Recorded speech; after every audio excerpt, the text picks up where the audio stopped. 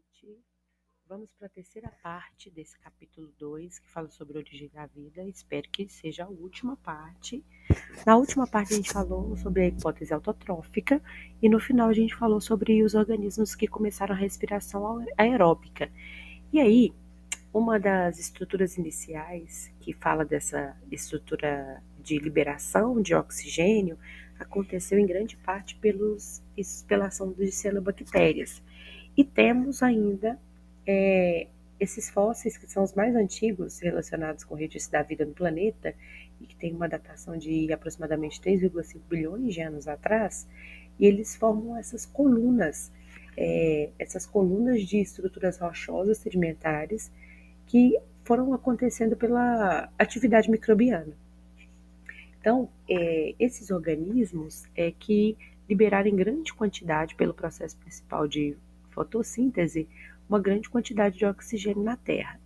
Então, eles ainda acabaram ajudando a dar origem ao grande evento de oxidação do planeta, que foi o que representou uma grande catástrofe e levou à extinção uma grande quantidade de espécies do planeta. Então, esse evento, que é muito importante vocês estudarem ele, fala sobre esse início do Neoproterozoico, que começou há 2,5 bilhões de anos. E aí, aqueles organismos que eram mais resistentes, eles acabaram sobrevivendo e acabaram formando mais adaptações para poder relacionar o processo de metabolização do gás oxigênio. Então, foi a partir disso que iniciou-se o processo de respiração celular.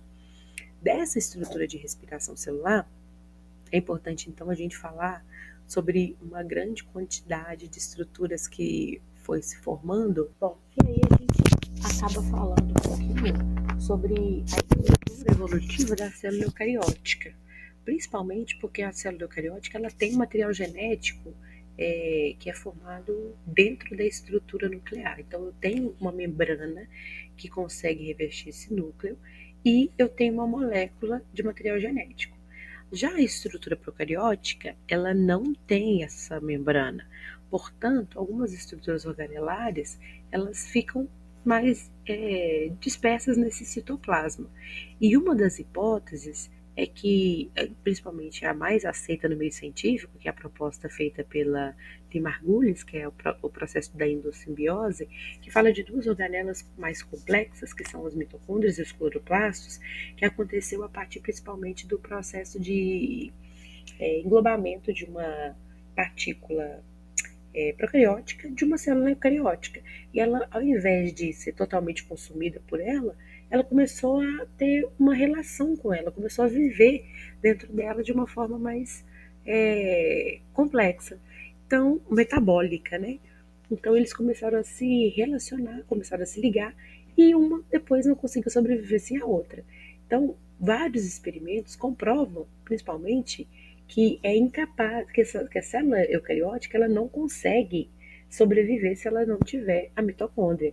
E aí nós vemos que a mitocôndria é uma célula que tem uma dupla membrana e que essa membrana, uma das membranas é uma membrana totalmente diferente da estrutura membranosa da célula. Portanto, é uma das estruturas que pode comprovar, que ajudam a corroborar esse processo da endossimbiose. Sobre depois a união de células, né, formando conjuntos, formando estruturas multicelulares, e essas estruturas multicelulares foram garantindo a estrutura de complexidade das estruturas. Bom, e no final a gente até fala um pouquinho dessa estrutura do RNA, que a gente falou do RNA,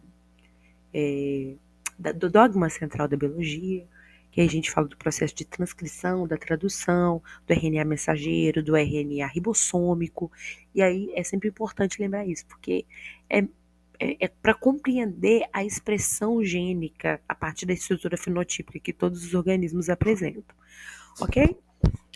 Bom, quaisquer dúvidas, eu recomendo que vocês assistam outras videoaulas e realizem uma grande quantidade de exercícios, tá?